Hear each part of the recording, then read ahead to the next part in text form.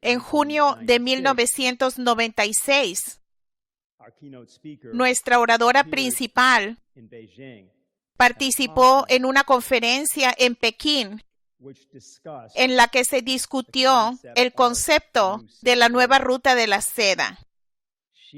Ella y su esposo, Lyndon LaRouche, habían diseñado un poco antes de esa conferencia, empezando en 1989, un concepto de desarrollo y de paz que unificaría al Oriente y al Occidente. Tenía otros nombres antes. El Triángulo Europeo fue uno de ellos y más tarde se amplió a Asia como el puente terrestre eurasiático. Una lucha para hacer que ese concepto se volviera realidad empezó en ese periodo.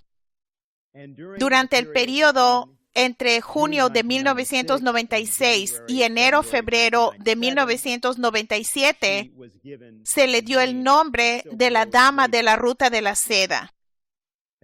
Y para el final del 2014, el Instituto Schiller creó un nuevo informe y una nueva evaluación que fue publicado por la Executive Intelligence Review. Y se llamó La Nueva Ruta de la Seda se convierte en el puente terrestre mundial.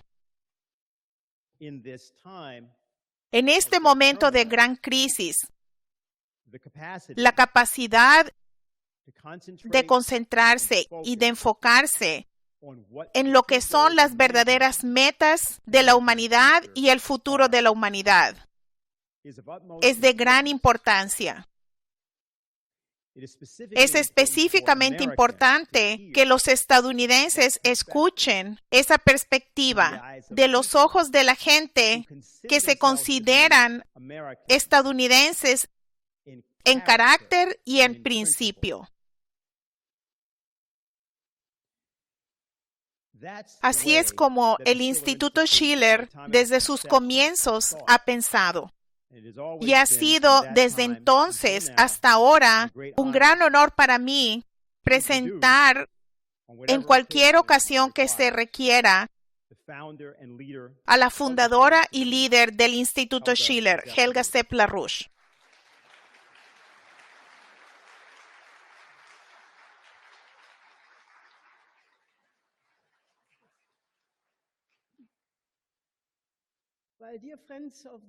Mis queridos amigos del Instituto Schiller, cuando decidimos el título de esta conferencia, y yo espero no estar equivocada, porque yo tenía el título ¿A dónde va Estados Unidos? ¿A la guerra nuclear o la nueva ruta de la seda?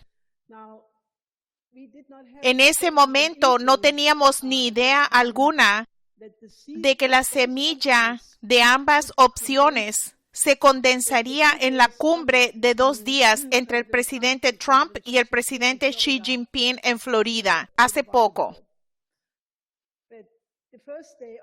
Pero el primer día de esta cumbre fue muy positivo.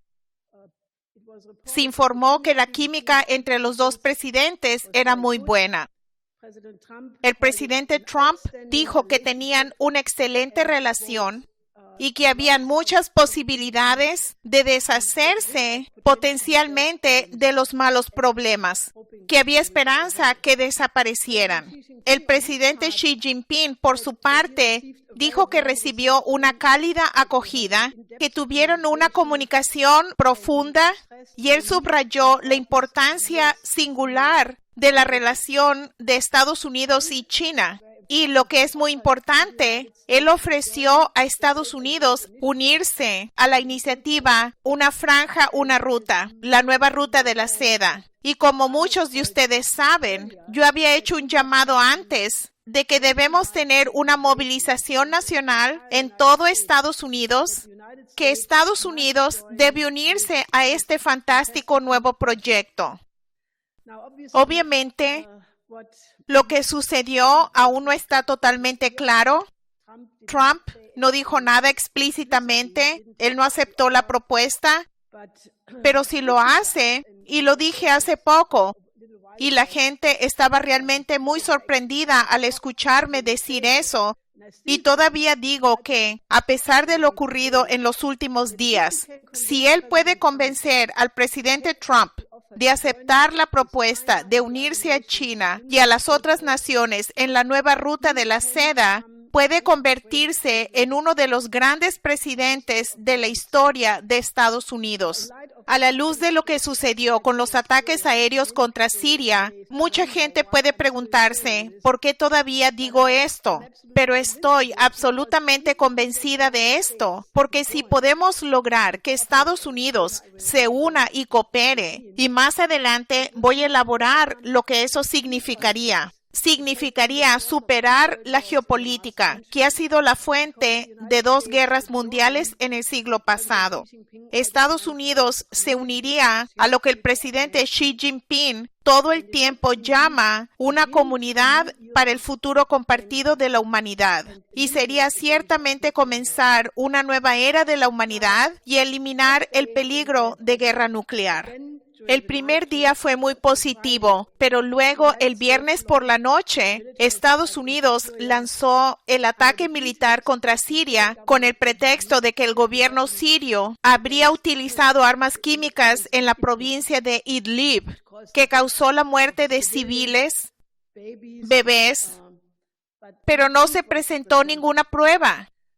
Esto inmediatamente lo desmintieron muchos expertos de inteligencia retirados, diciendo que esta fue una operación de bandera falsa típica. Afortunadamente, el presidente Xi Jinping mantuvo su semblante, no se fue. Ellos se quedaron para el segundo día y concluyeron muchos acuerdos para establecer un nuevo marco de negociaciones a nivel de gabinete y para continuar un diálogo en 4 pilares. Primero, un diálogo diplomático y de seguridad.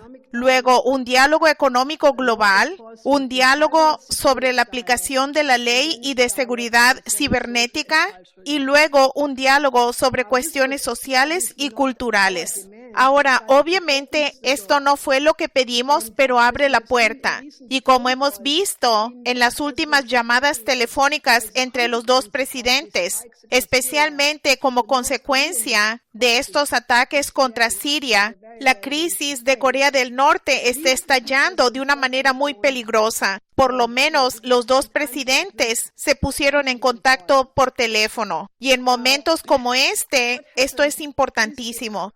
Lo que sucedió es un golpe de Estado de facto en Estados Unidos, que tiene 2 elementos. Uno es la operación de bandera falsa en Siria, combinada con lo que podría llamarse un golpe de palacio en el gobierno. Este golpe, y voy a elaborar sobre esto también, es una operación de la inteligencia británica y debe reconocerse como tal para poder liberar al presidente Trump de este gran peligro. Si uno ve la cronología de lo que sucedió el 30 de marzo, tanto el secretario de Estado Tillerson y la embajadora a las Naciones Unidas Nikki Haley dijeron muy claramente que ya no era una opción de Estados Unidos derrocar al presidente Assad, que nuestra prioridad era combatir al terrorismo y al EIS. Un día más tarde, el secretario de Defensa estadounidense Mattis estaba en Londres y dio una conferencia de prensa con el ministro de Defensa británico Michael Fallon, donde él alabó el papel global británico y amenazó a Rusia, diciendo que ellos eran responsables de manipular las elecciones en Estados Unidos y en Europa. El mismo día, el ministro del Exterior británico Boris Johnson, quien ya en diciembre había hecho un llamado para un ataque militar estadounidense conjunto en Siria, tuvo que admitir que la investigación de Gran Bretaña sobre la interferencia de Rusia en la elección no había dado resultados. Luego, el 3 de abril, hubo los primeros informes sobre los bombardeos en la provincia de Idlib con armas químicas. La mañana siguiente, el presidente Trump recibió su informe de inteligencia diario y este informe dijo que era un ataque con armas químicas del gobierno sirio. Y como evidencia mostraron fotografías y videos de una persona que aparentemente estaba muriéndose debido a una intoxicación química. Y la fuente de esto fue una organización llamada Los Cascos Blancos. 2 días después, hubo reuniones del Consejo de Seguridad Nacional en Washington y el mismo día, el presidente del Comité de Inteligencia de la Cámara, el congresista Núñez, se recusó de la investigación de esas 2 narrativas.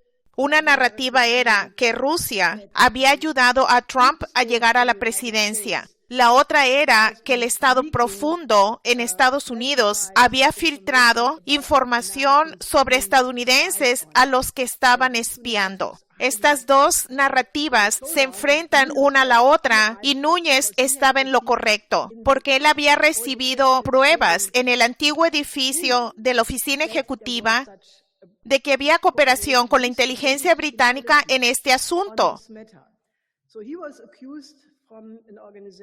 Así que fue acusado por una organización, el Comité de Responsabilidad y Ética, que se quejó al Comité de Ética de que no había informado a Adam Schiff primero, sino al presidente.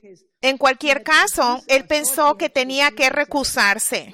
Y resultó que este Comité de Responsabilidad y Ética es financiado totalmente por los británicos, George Soros, entre otros.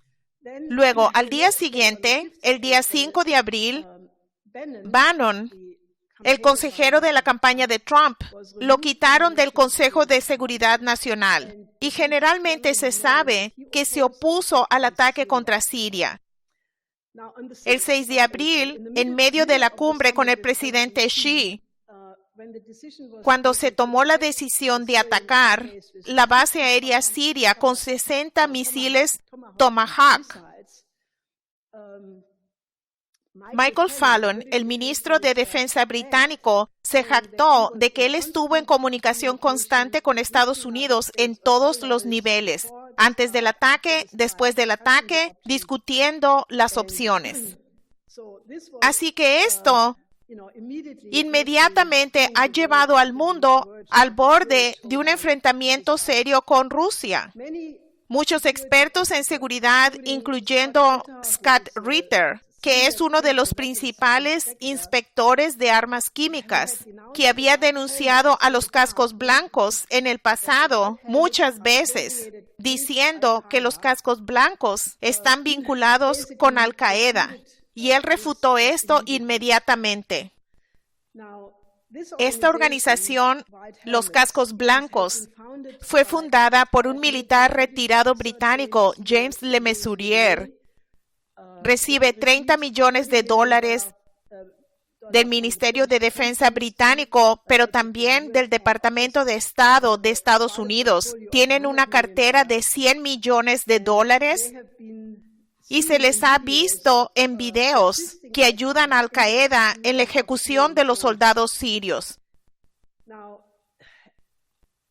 La idea de que esta evidencia de que fue el gobierno sirio quien hizo eso fue refutada hace 2 días por un muy prominente experto en armas nucleares, el profesor del MIT, Ted Postel, que fue la única persona que en el 2013 probó que el uso aparente de armas químicas en ese entonces no lo hizo el gobierno sirio, sino los grupos rebeldes. Él respondió a un memorando de 4 páginas de la Casa Blanca en el que afirmaban que tenían absolutamente prueba indiscutible de que había sido el gobierno sirio. Y él publicó un artículo de 14 páginas en el que utilizó material y fotografías de Google Earth que generalmente están disponibles, donde él dice que al analizar el conducto del cual provino el llamado gas químico, no pudo haber sido lanzado por un avión, sino que tuvo que haber sido suministrado por otras vías. Aquí muestra algunos detalles más técnicos.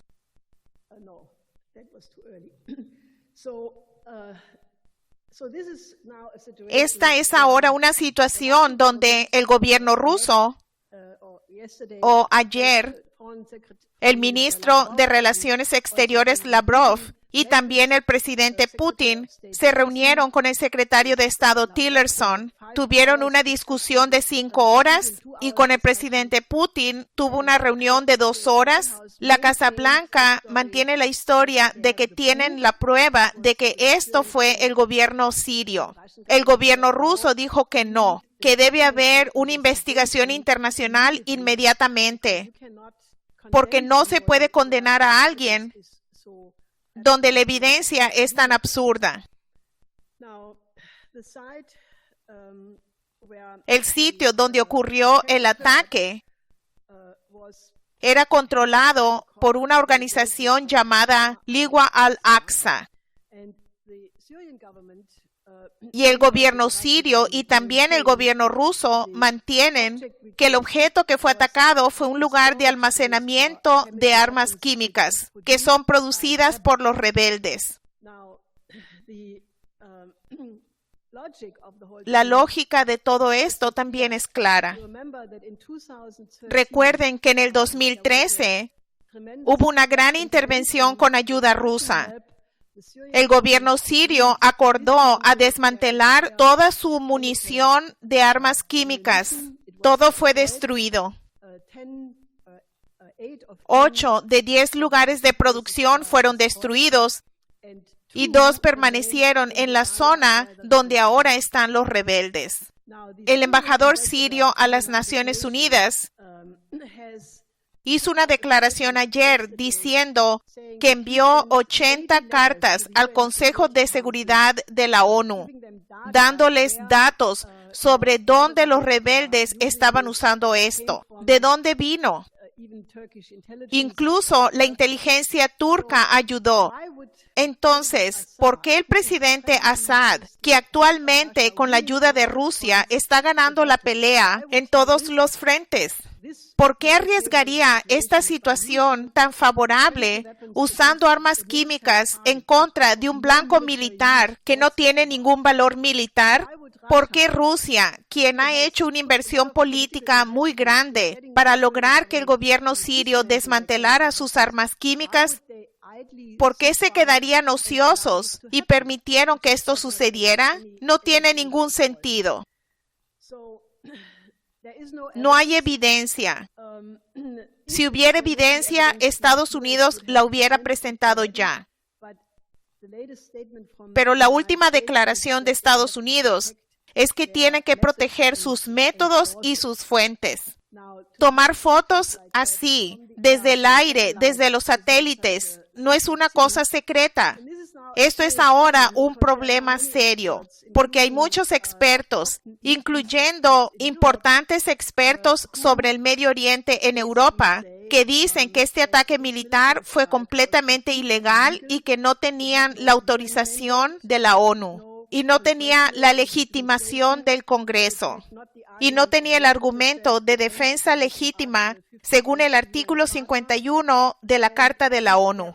Y si hay más ataques, y el presidente Putin ya ha advertido de que los ataques de Estados Unidos alienta a otros grupos rebeldes a realizar otras operaciones similares con el fin de llevar a Estados Unidos más a este conflicto, lo cual podría llevar a un enfrentamiento con Rusia a corto plazo. También esto tiene mucha importancia para la OTAN. Había un juez de un tribunal federal en Alemania que señaló de que si hubiera un enfrentamiento militar entre Estados Unidos y Rusia en torno a esto, no se les podría pedir a los miembros de la OTAN a intervenir en defensa de Estados Unidos, según el artículo 5 de la Carta de la OTAN, porque si una fuerza reacciona en contra de una agresión, este artículo no se aplica. Así que esta es una situación muy candente, pero una de las cosas más increíbles es que el mismo grupo internacional de neoconservadores y neoliberales que inmediatamente después de la victoria electoral de Trump usaron las palabras más incitantes contra Trump, llamándolo fascista, un predicador del odio, un sociópata inestable, un monstruo incompetente. Repentinamente dicen que es un gran comandante en jefe, que hizo todo bien. La señora Merkel y el presidente Hollande dijeron que entienden perfectamente lo que Trump hizo, lo cual es increíble. ¿Cómo pueden los jefes de gobierno que supuestamente defienden la democracia, los derechos humanos, que son los defensores de los valores occidentales, cómo pueden condonar algo que es tan aparentemente ilegal? El secretario del Exterior, Boris Johnson, insistió de que se debería de dar un ultimátum al presidente de Rusia para no seguir apoyando al presidente Assad, lo cual naturalmente y como era de esperar, el presidente Putin rehusó. Hay mucha gente que están advirtiendo que si Trump es llevado a un enfrentamiento directo con Rusia, esto nos llevaría a una guerra nuclear. Todavía estamos, a pesar del efecto de la misión de Tillerson, en una alerta roja. ¿Qué es lo que está sucediendo? Después de que le presentaron la evidencia al congresista Núñez en el antiguo edificio de la oficina ejecutiva de que había una vigilancia electrónica agresiva de Trump y del equipo de Trump, 2 oficiales de inteligencia de alto rango retirados escribieron un artículo, El estado de vigilancia detrás del Russia Gate. Fueron Ray McGovern y Bill Binney. Ellos dijeron el hecho de que esta evidencia sobre la vigilancia ha sido ahora documentada le da a Trump la opción inoportuna pero inevitable de enfrentar a los que lo han mantenido en la oscuridad acerca de tales actividades deshonestas o vivir temerosamente en su sombra y capitular ante ellos. Ahora, espero que esta no sea la última pregunta. Pero su elección, lo que haga Trump en el futuro, decidirá si hay un futuro para esta república constitucional o si la especie humana va a existir o no.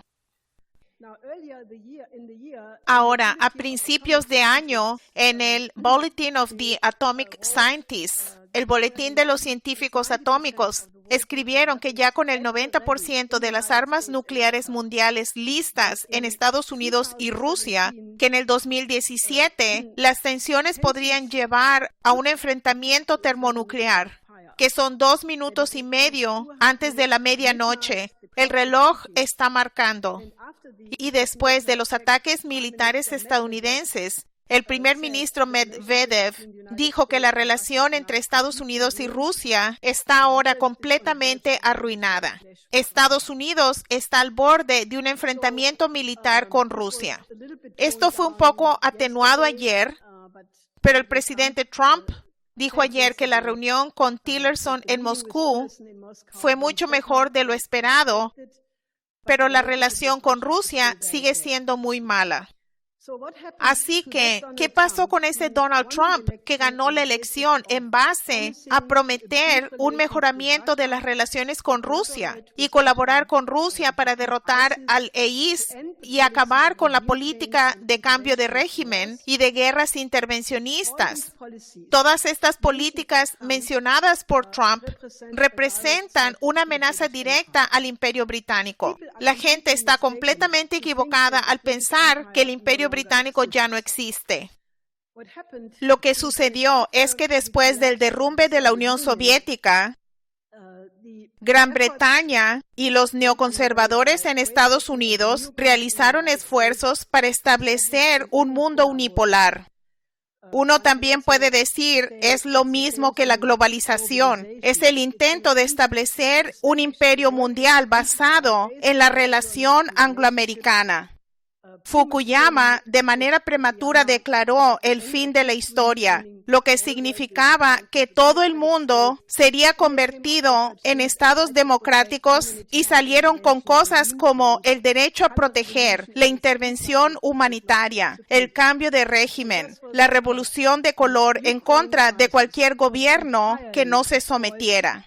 Y solo para dejarlo claro, la crisis de Ucrania fue en su totalidad por culpa del Occidente, no fue por culpa de Rusia. Porque cuando la Unión Europea trató de que Ucrania estuviera en el acuerdo de asociación de la Unión Europea y el presidente Yanukovych rehusó eso, esto es lo que catalizó el Maidán, que fue financiado por las ONGs, por Victoria Nuland, por gente que son claramente fascistas en la tradición de Stepan Bandera. Llevaron a cabo un golpe de Estado y Rusia reaccionó en cada paso, incluyendo en la situación de Ucrania, incluyendo el voto en Crimea, que no fue una anexión, sino un voto de la gente de Crimea que querían ser parte de nuevo de Rusia. Así que la narración sobre Ucrania debe ser corregida y yo les urjo a que nos ayuden a circular la documentación que hemos hecho sobre este caso, porque esta es la causa de la satanización de Putin y de Rusia en general. Ahora, esta idea de cambio de régimen que en el 2004 la revolución naranja antes en Ucrania, a la revolución rosa y al intento de la revolución blanca en contra de Rusia. Ellos intentaron la revolución amarilla en contra de China, con los paraguas amarillos en Hong Kong, que afortunadamente no llevó a ningún lado. Esta fue la base de la política de cambio de régimen en Irak, Libia y Siria. Dejó a gran parte del suroeste de Asia en ruinas. Es la causa de la crisis de refugiados. Y fue el rechazo de esta combinación política que ha tenido una parte militar que convirtió al Oriente Medio en un infierno y ha tenido un lado económico, haciendo a los ricos más ricos con la desregulación de los bancos y haciendo a los pobres mucho más pobres. Y fue el rechazo de este paradigma político que fue la razón del voto a favor del Brexit y que fue la razón de la elección de Trump.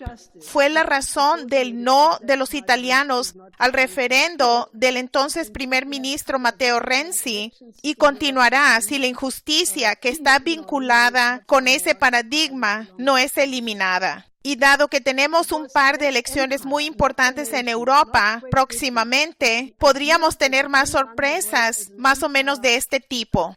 Fue ese imperio, no una nación, no Gran Bretaña, sino la idea de que se puede conducir al mundo como un imperio por una oligarquía que consideró la elección de Trump y las promesas de campaña de Trump como una amenaza existencial. Es por esto que inmediatamente después de que Trump fue elegido, el periódico británico Spectator abiertamente dijo que él no debería permanecer en el puesto por mucho tiempo, que él iba a ser expulsado, ya sea por asesinato o mediante juicio político o por un golpe de Estado.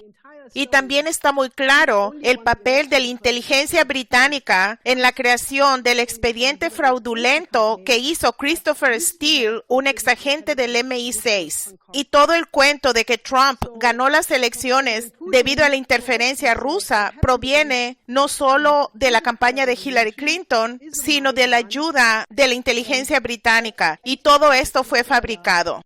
Así que el presidente Putin correctamente dijo que lo que sucedió en contra de Trump es una revolución de color, es un Maidán. Y toda la histeria antirrusa atacando a uno de los miembros más eficientes del gobierno de Trump, el general Flynn, y luego a Sessions. Todo esto creó una histeria macartista, en la cual el solo hablar con un diplomático ruso ya es algo que lo convierte a uno en un títere, en un agente. Pero es el trabajo de los diplomáticos comunicarse con la gente del país donde se está y tener contacto con ellos. Así que los medios principales están actuando totalmente al unísono y ellos continuamente están publicando noticias falsas para controlar la narración.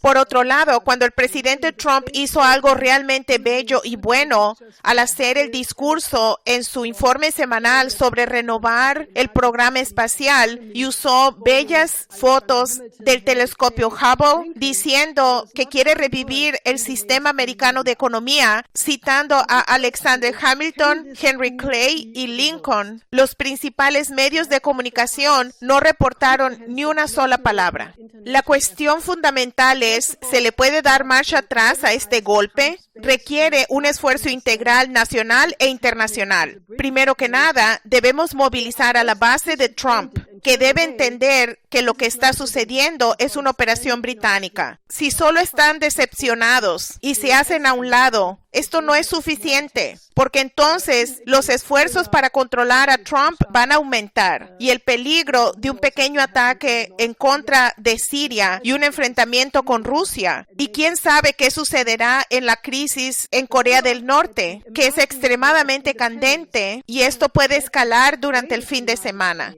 Recuerden que la guerra de la independencia que creó a Estados Unidos se llevó a cabo en contra del Imperio Británico y el Imperio Británico nunca abandonó la idea de volver a conquistar a Estados Unidos. La primera vez que hicieron eso fue en la guerra de 1812. Luego el Imperio Británico se alió con los confederados. Si van al campo de batalla de Gettysburg, pueden ver los rastros si estudian esto. Los bancos británicos financiaron a la Confederación en esta guerra a través de sus afiliados en Boston y en Filadelfia, etc. El Imperio Británico se molestó mucho cuando Trump anunció que quiere regresar al sistema americano de economía, a Alexander Hamilton, a Henry Clay, a Lincoln. Y si vuelven a leer lo que Henry C. Carey escribió sobre la diferencia de la economía del Imperio Británico que hace a la gente pobre y al sistema americano de economía que se preocupa en el bienestar de la fuerza laboral y de elevar el nivel de vida, etc. Necesitamos que la gente sea de nuevo consciente sobre la historia estadounidense. Necesitamos inmediatamente una investigación de la ONU de esas sustancias químicas. Debemos distribuir el trabajo de la gente que trabajó en inteligencia, que ya están actuando, publicando cartas abiertas al presidente Trump, tratando de corregir esta historia. La lucha a favor de la ley Glass-Steagall debe acelerarse. Debe ampliarse la ley en la Cámara y en el Senado. Luego, debemos ejercer presión y movilizar que el presidente Trump, quien en la reunión con el presidente Xi Jinping aceptó la invitación de ir a China en este año, esto debe ser acelerado y Trump efectivamente debe participar en la reunión del próximo mes. El 14 y el 15 de mayo va a haber una cumbre histórica, el Foro de la Franja y la Ruta. Esta va a ser la confirmación de la iniciativa de la nueva Ruta de la Seda, donde ya hay cerca de 20 presidentes de países, 150 líderes de organizaciones internacionales y 1,200 científicos, economistas, hombres de negocios. Han acordado participar para discutir aún más y desarrollar la idea de la iniciativa de una franja o una ruta. Esto significa que hay 2 semanas para escalar la movilización en Estados Unidos y que Estados Unidos debe unirse a la Ruta de la Seda. Ahora, esta iniciativa que anunció hace 3 años y medio el presidente Xi Jinping, mientras tanto, se ha desarrollado en una dinámica gigantesca. Es el programa de infraestructura más grande en la historia. Ya es 12 veces más grande que el Plan Marshall y ya comprende a 70 naciones, a 30 organizaciones internacionales y comprende a 6 corredores de desarrollo económico y la ruta de la seda marítima del siglo XXI. El primero de esos corredores es uno que va de China a Asia Central y a Asia Occidental y que potencialmente va a ir a Afganistán. Cuando el presidente Xi estuvo en Irán el año pasado, el presidente Rouhani acordó que Irán va a cooperar y esto puede ampliarse a Irak, Siria, Turquía, Egipto y Europa. Uno de los próximos corredores es el que va de China a Myanmar, Bangladesh e India. que en este momento está en un pequeño problema, porque India no está totalmente convencida, porque ellos todavía están un poco en la vieja visión geopolítica. Pero esto significaría la primera autopista entre China e India. Y también está la ruta de China a Europa Occidental, que se está desarrollando muy rápidamente. Y va de Chengdu a Chongqing, Yiwu, Lianyungang y Duisburg, Hamburgo, Rotterdam, Lyon, Madrid, y reduce el tiempo de viaje de la carga y de la gente de 5 semanas a través del océano a 2 semanas a través de la tierra. Y hasta la fecha tiene 8 nuevas rutas y ya hay un tren diario que parte de Chongqing a Europa Occidental. Y luego está el corredor de Mongolia, China a Rusia, que comprende a 32 proyectos. Está también el corredor de China a Pakistán, que es enorme y que ya está creando 700,000 trabajos en Pakistán y produce 10,400 kilowatts de energía eléctrica. China ha invertido 46,000 millones en ese corredor. Este proyecto está ganando muchos adeptos porque ofrece una cooperación donde todos ganan. Para hacer lo que China hizo en los últimos 30 años, de lograr el mayor milagro económico en la historia, elevando a 800 millones de personas de la pobreza. Y los países que ahora están colaborando simplemente tendrán las mismas ventajas. Por ejemplo, el grupo 16+1.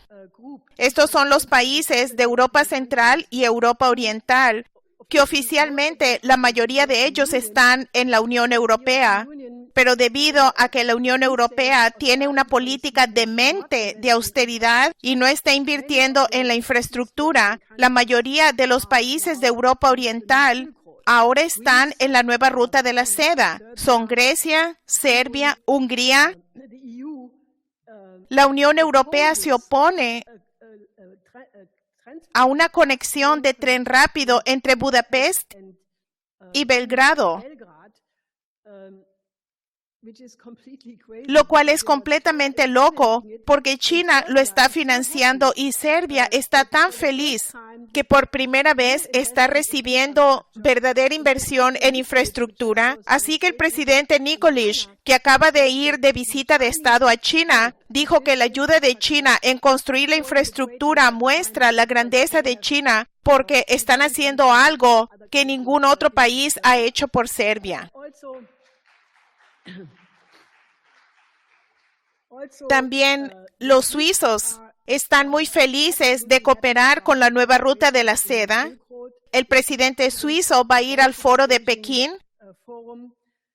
También Italia, que tiene un gran problema de refugiados. España, Portugal, todos los países de habla portuguesa. Pero el verdadero acontecimiento fantástico es el cambio que la nueva ruta de la seda está llevando a cabo en África. Hay un espíritu completamente nuevo, donde los líderes africanos, que por muchos años estaban completamente desesperados sobre la pobreza, la hambruna, las guerras, ahora dicen que hay una oportunidad de superar la pobreza y el subdesarrollo con la ayuda de China. Hace un par de semanas, el primer tren entre Djibouti y Addis Abeba se inauguró. Esto es muy importante. Por ejemplo, si se quiere transportar hacia las zonas golpeadas por la hambruna. Y también se está construyendo un nuevo tren entre Ruanda y el Congo. China es el principal creador de empleos en África. Ellos han creado 30,000 trabajos en los últimos 2 años. 40,000 africanos serán entrenados en China. La cooperación entre China y África fue elevada de ser una relación comercial a una relación industrial, enfocándose en las manufacturas, la energía, el desarrollo económico marítimo, Y muchos africanos me lo han dicho y muchos pueden ver en la iniciativa de la Franja y la Ruta la posibilidad de realizar el sueño africano de la eliminación y la reducción de la pobreza. China ha prometido 75,000 millones de financiamiento a África, especialmente para empresas pequeñas y de mediano tamaño. La situación de Ruanda es efectivamente un ejemplo del modelo chino de ayudar al crecimiento de África. Ruanda, como saben, fue golpeado por un terrible genocidio en 1994. Con la ayuda de China, ha tomado ahora un camino completamente nuevo, convirtiéndose en la zona económica de más rápido crecimiento en África. Esta no tiene acceso al mar y casi no tiene materias primas. Y los chinos están entrenando a la población local. Ya han construido el segmento de Ruanda del corredor norteño de 2,000 kilómetros entre Kigali, Ruanda y Mombasa vía Uganda. El Banco Chino para Exportaciones e Importaciones le ha dado un préstamo de 1,200 millones para financiar la sección de Ruanda empezando este año. Esto significa que por primera vez va a haber un tren de la costa al corazón de África, algo que los colonialistas nunca hicieron. Volvamos de nuevo a la transparencia del Transaqua. Este es uno de los proyectos más prometedores para el futuro de África, el proyecto de Transaqua, por lo cual nosotros, el Instituto Schiller, hemos luchado por 30 años.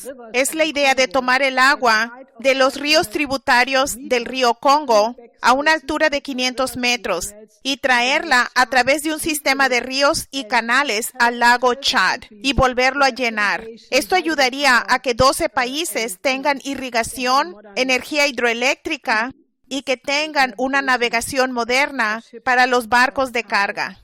Ahora, dada la hambruna que sucede en el sur de Sudán, en Somalia, donde 8 millones de personas están en peligro, y en Yemen, donde la mitad de la población está a punto de morir debido al bloqueo saudí, China ha dicho que debido a la crisis de refugiados en el oeste de Asia y en el norte de África, ha llegado la hora de que China amplíe su ayuda humanitaria y participe más profundamente en la solución de la crisis de refugiados mundial, ya que los países occidentales decidieron disminuir las contribuciones a la crisis de refugiados y ahora Estados Unidos incluso impuso una prohibición de viajar de la gente de estos países. China, dado el aumento de su poder, jugará un papel más grande para ayudar a resolver este problema. Ahora, si comparan esto con la abominable política de la Unión Europea,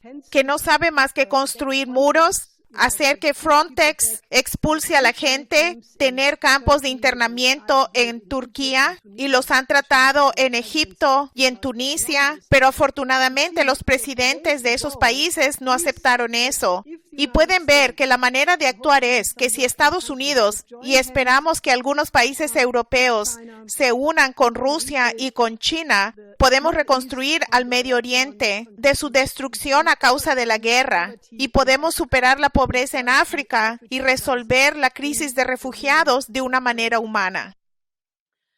En términos del volumen de inversión, China tiene el tren más grande, pero la gente no sabe que África en este momento tiene la tasa de crecimiento más alta en la construcción de nuevos ferrocarriles debido a la inversión china. La publicación mensual japonesa Sentaku atribuyó el crecimiento milagroso en África a la iniciativa Una Franja, Una Ruta, conectando las antiguas rutas comerciales en China a Europa y a África. Y los 5 proyectos de ferrocarriles más grandes se están construyendo actualmente en África con la participación china. Y la inversión china es enorme. Ellos han invertido 75,000 millones en 1,700 proyectos entre el 2000 y el 2011. Y esto ha aumentado desde entonces. Y solo en el 2016 ellos invirtieron otros 75,000 millones. Ahora, ¿por qué digo que el bienestar, la felicidad y probablemente la existencia de la humanidad dependa en que Estados Unidos acepte la propuesta de Xi Jinping de unirse a la iniciativa de la Franja Una Ruta? Porque si Estados Unidos abandonara la geopolítica y colaborara en el modo de donde todos ganan, da marcha atrás y elimina el peligro de un enfrentamiento geopolítico. Y hay muchas áreas de cooperación posible, de manera bilateral, pero también con respecto a terceros partidos.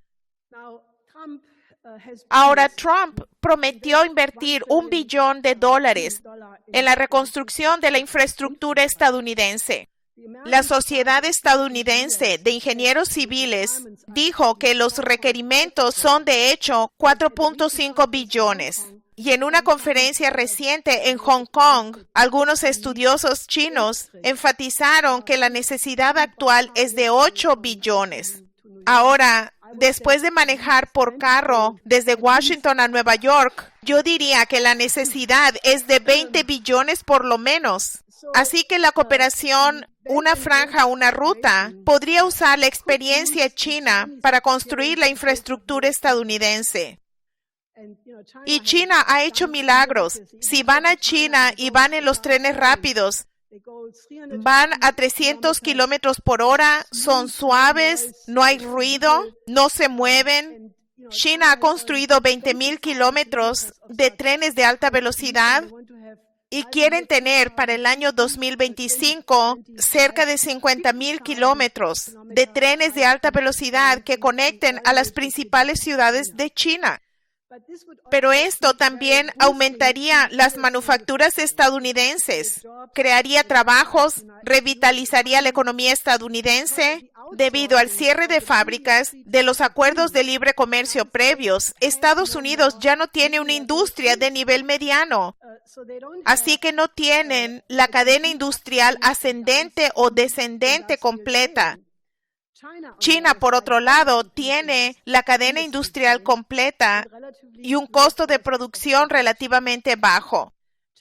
China también es el segundo tenedor de los bonos del Tesoro de Estados Unidos y China ha ofrecido usar estos bonos para el financiamiento de la infraestructura en Estados Unidos. Mi esposo, Lyndon LaRouche, desde hace mucho ha hecho la propuesta de crear un banco nacional en la tradición de Alexander Hamilton, de lo cual Trump recientemente habló basado en el sistema americano. Ahora, el Banco Nacional podría convertirse en un vehículo para usar esos bienes chinos en la inversión productiva en Estados Unidos. Así que lo que Estados Unidos necesita, tanto en términos de la experiencia en la construcción de la infraestructura, pero también en términos del financiamiento, China podría otorgar. Y yo pienso que este tipo de financiamiento será importante porque mucha gente que quieren ganar 25% al año dudarían en invertir en la infraestructura porque la infraestructura no produce una ganancia directa, sino que crea el ambiente para que crezca la economía. También algo que yo pienso que se tiene que debatir mucho más. El modelo americano de la economía es mucho más parecido a lo que China está haciendo de lo que la gente sabe.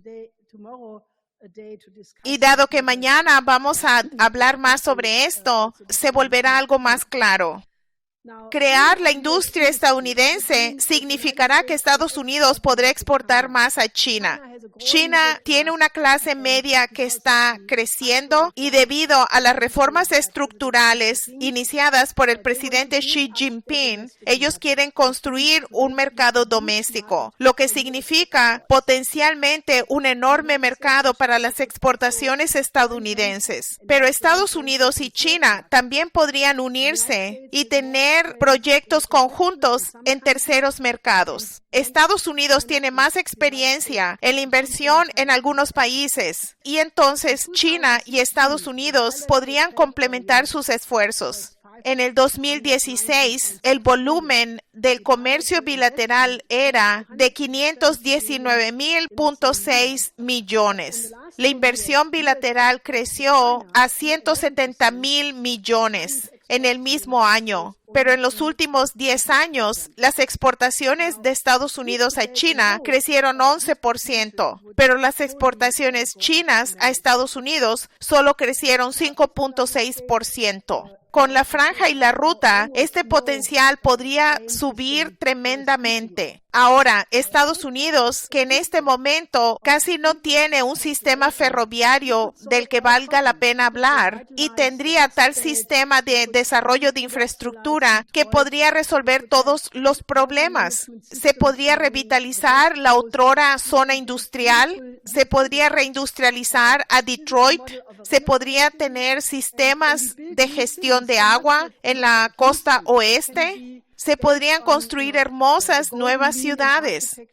Este es el modelo de una ciudad renacentista. Y cuando construyamos nuevas ciudades, estas no tienen que parecerse a Houston. Pueden basarse en la sección áurea en la arquitectura y pueden convertirse en centros de investigación, ciudades científicas, donde los científicos internacionales trabajan juntos y los estudiantes son educados. La siguiente, cuando diseñamos el puente terrestre mundial, que efectivamente es el producto de 26 años de trabajo del Instituto Schiller y realmente es un plan para la reconstrucción de la economía mundial, es la idea de que se tendrán trenes de alta velocidad conectando la punta sur de Latinoamérica, Argentina, Chile, e irá mediante un sistema de tren rápido hacia Centroamérica, Norteamérica y conectará a través del estrecho de Bering al sistema de transporte eurasiático, y realmente se puede avanzar a cosas más grandes en el futuro. Si reflexionamos cómo la humanidad ha progresado en 10,000 a 20,000 años, que en la escala de la historia universal es un periodo muy corto de tiempo. Primero se tuvo el desarrollo de la infraestructura humana, de la gente que se asentó en los ríos y en los océanos. Luego empezaron a construir caminos adentrándose en tierra.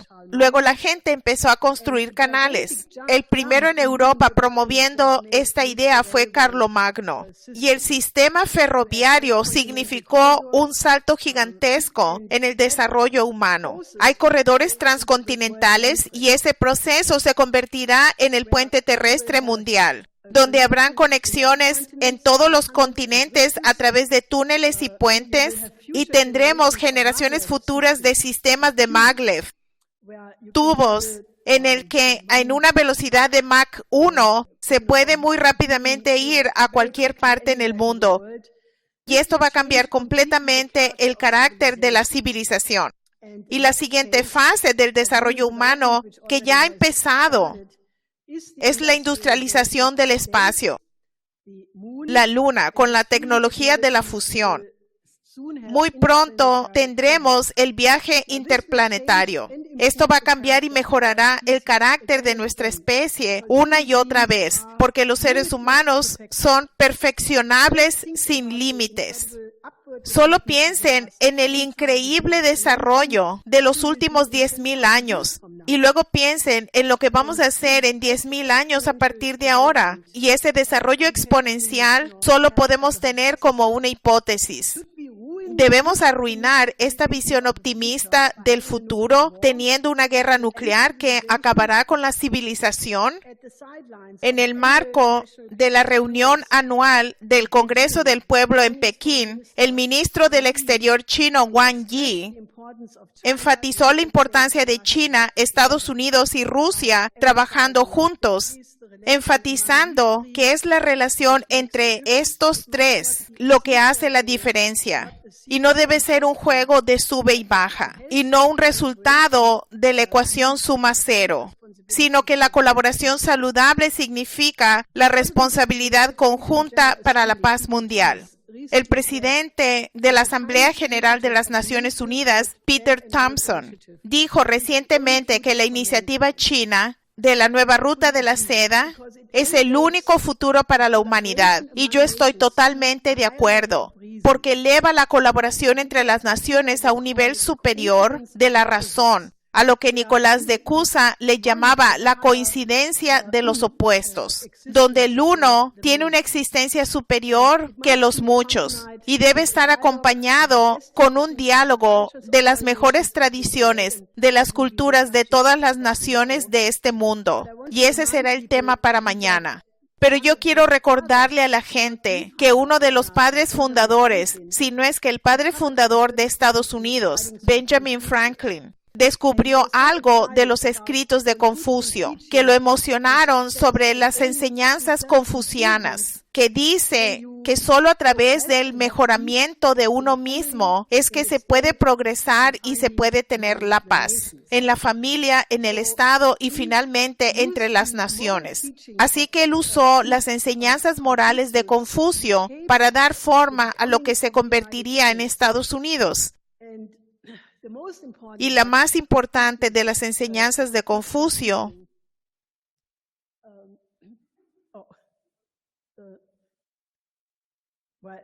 es la idea de que debes tener una cosa por encima de todas las demás, y eso es el amor por la humanidad. Confucio dijo que se podía amar a voluntad. Si uno decide amar, uno lo puede hacer instantáneamente. Así que pienso que hay que mantener esto en mente y que tenemos que tener amor para la humanidad en este momento, porque yo pienso que la humanidad es lo más bello del mundo y está en un peligro mortal. Pero el horizonte, ¿en qué se puede convertir la humanidad si vamos a una nueva época, un nuevo paradigma de trabajar juntos, de desarrollar la creatividad de cada uno? Es sin límites. Así que movilicemos tal amor.